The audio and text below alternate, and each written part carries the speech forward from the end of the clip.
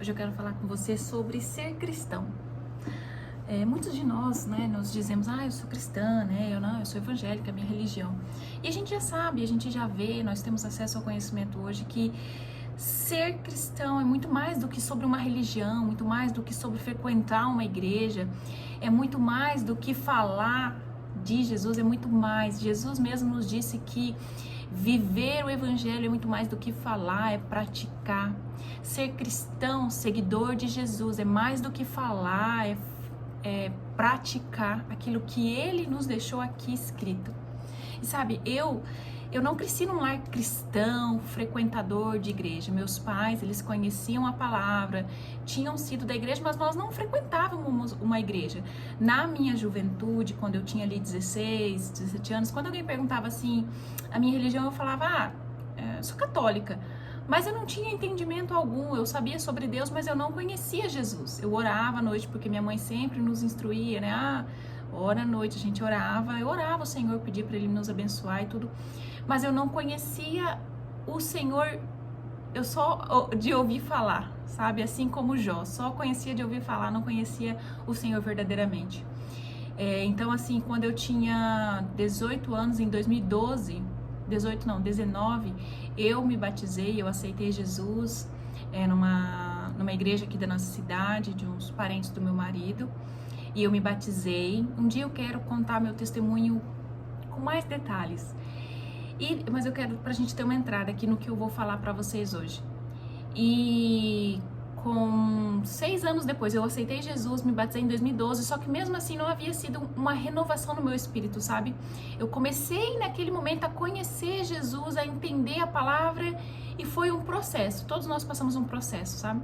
Foi em 2018 que eu participei num encontro que foi aonde mudou minha vida totalmente, não a minha vida externa, mas o meu eu interno, quem eu sou. E foi onde eu aprendi a caminhar com o Senhor e como que funciona, porque muitas vezes a gente pensa assim, aceitei Jesus hoje, amanhã minha vida vai ser perfeita, vai ser tudo bom, eu vou vencer na vida, eu vou prosperar, eu vou fazer isso, eu vou fazer aquilo. E é muito mais do que isso. Caminhar com Jesus é mais do que sobre só receber bênçãos. É nós começarmos a passar um processo. E muitas vezes esse processo pode ser dolorido. Porque eu até já falei isso aqui em outros vídeos aqui, que quando a gente compreende o que é, quem nós somos e quem é o Senhor, nós começamos a compreender o que é o Evangelho e o que é ser uma pessoa cristã, o que é seguir a Jesus, o que é viver com o Senhor e o que é se preparar, estar já vivendo o reino de Deus aqui e se preparando para viver uma eternidade com Ele, com Jesus, com o Senhor nosso Deus.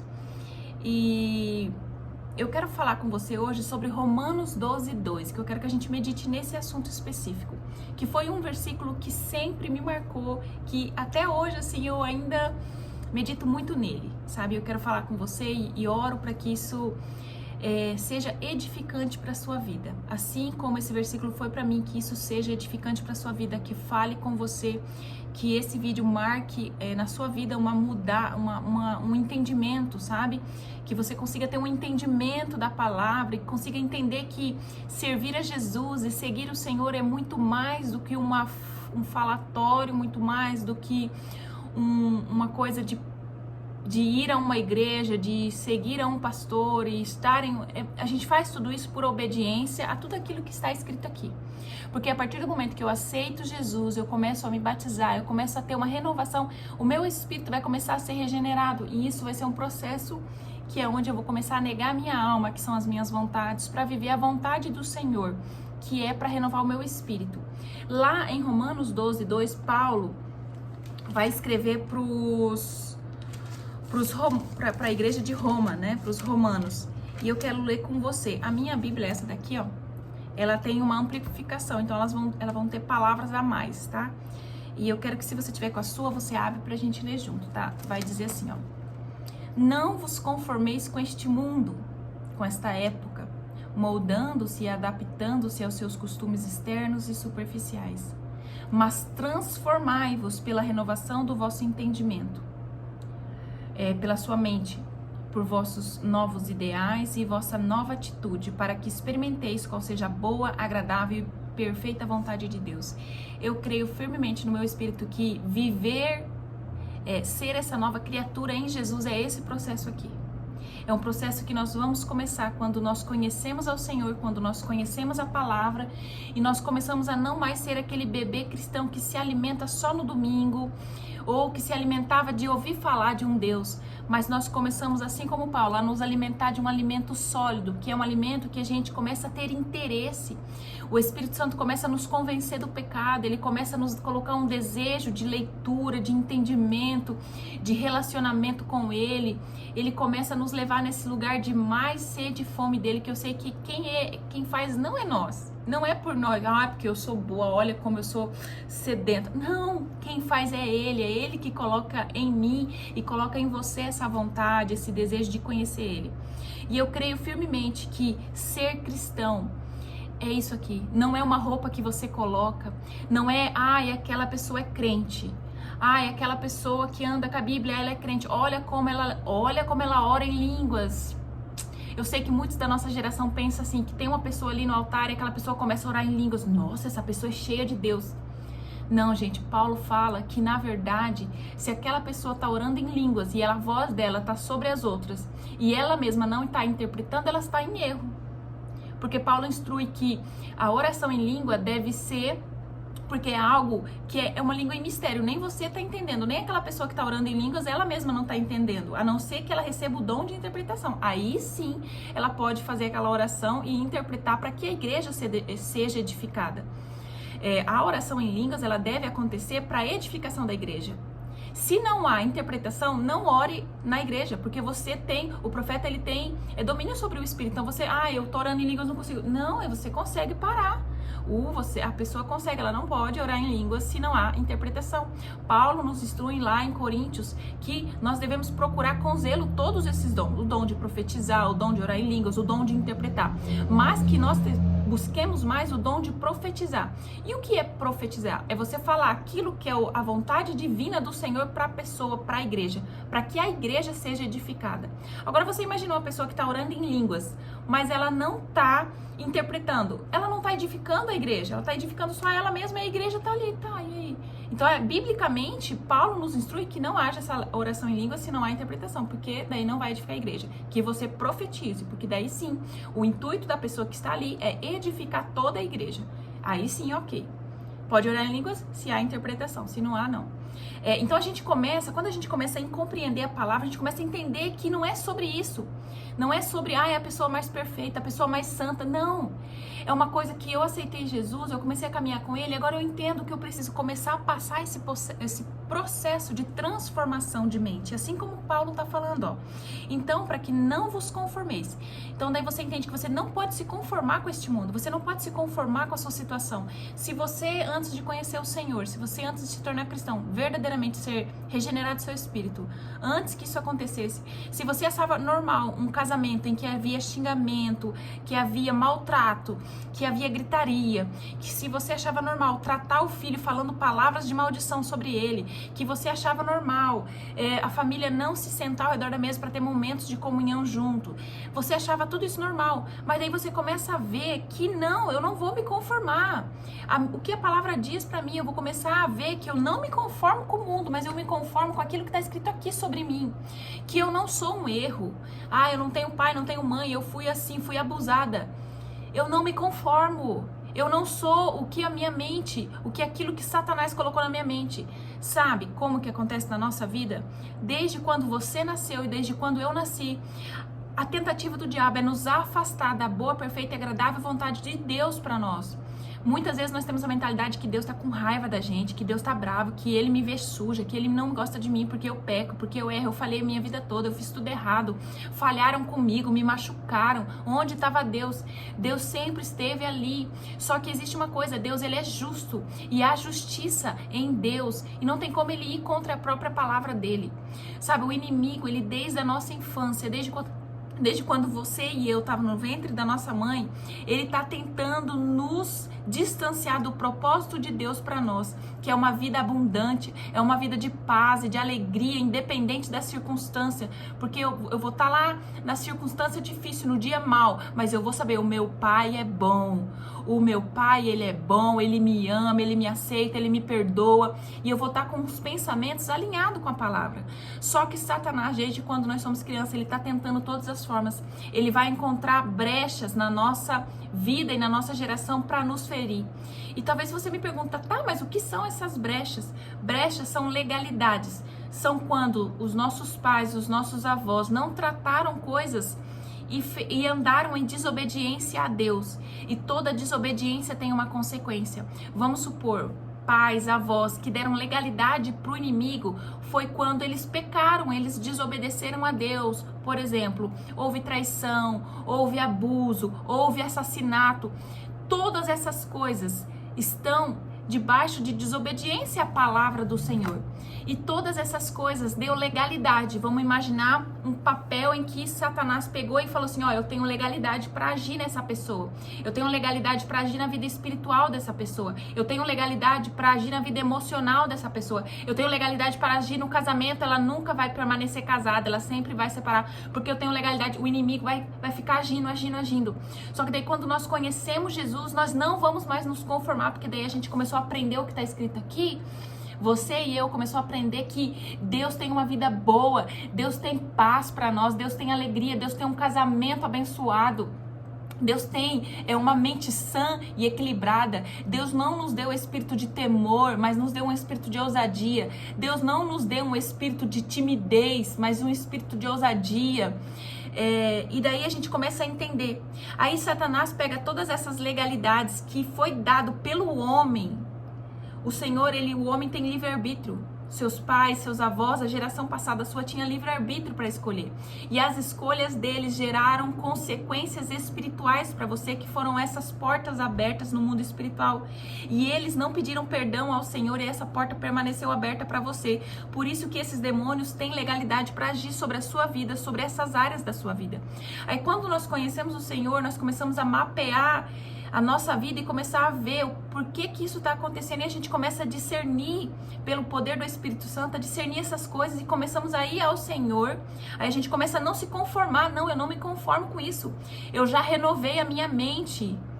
Eu renovo a minha mente por o que está escrito aqui. Aí eu renovei a minha mente que agora é diferente. O meu casamento é diferente. A minha forma de tratar os meus filhos vai ser diferente. A minha forma de tratar o meu marido vai ser diferente. Eu vou ser submissa. Eu vou respeitá-lo, independente de como ele é, bom, ruim. Eu não estou obedecendo a ele. Eu estou obedecendo a Deus. Eu não estou obedecendo esse homem. Eu estou obedecendo a Jesus, que é o cabeça dele. Então eu vou ser uma esposa mansa e de espírito manso e tranquilo. Eu vou ser essa pessoa porque eu renovei a minha mente.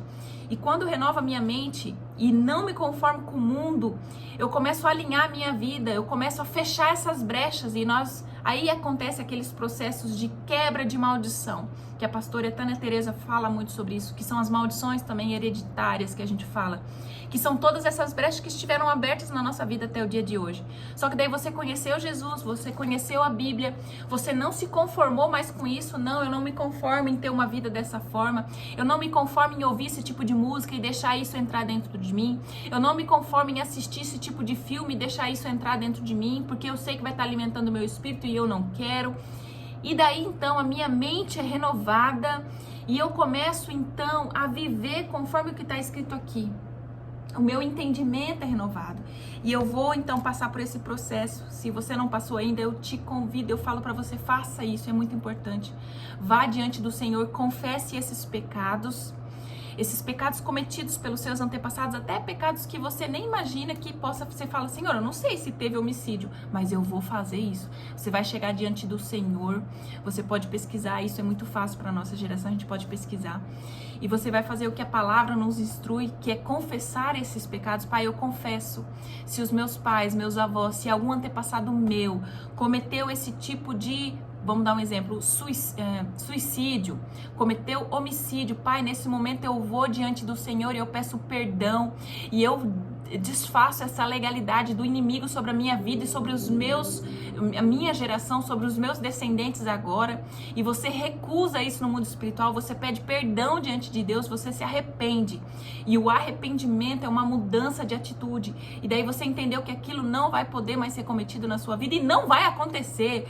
Se, por exemplo, na sua geração teve muita divisão, teve muita divórcio, vamos supor, e você vai saber que na sua descendência, com as suas filhas, com os seus filhos, isso não vai acontecer, porque você já quebrou, você já lidou com isso no mundo espiritual.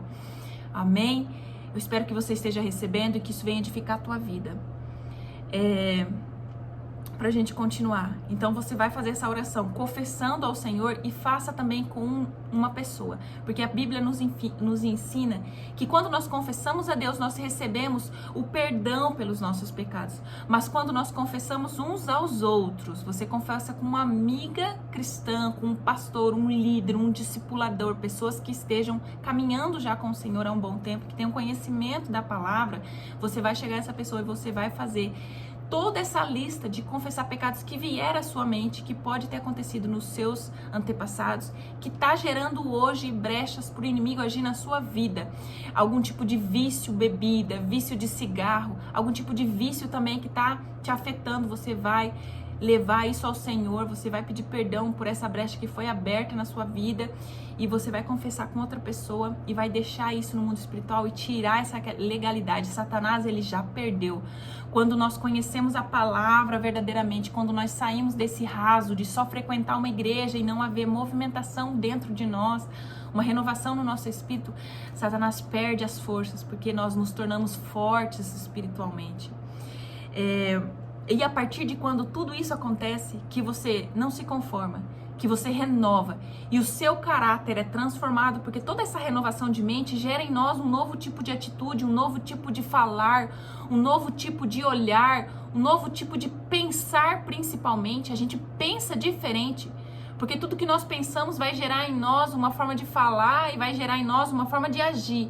Então a gente vai mudar tudo isso. Então o nosso caráter vai ser transformado pelo sangue de Jesus, pelo conhecimento da palavra.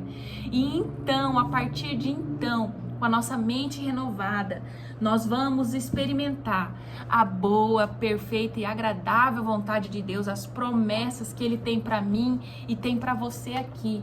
Tudo que está escrito aqui, quando Paulo escrevia para os Efésios, quando Paulo escrevia para os Romanos, para os Filipenses, estava escrevendo para aquela igreja, mas Paulo estava inspirado pelo Espírito Santo de Deus, e aquilo era para mim e é para você hoje, é para os teus filhos amanhã e é para a sua geração futura.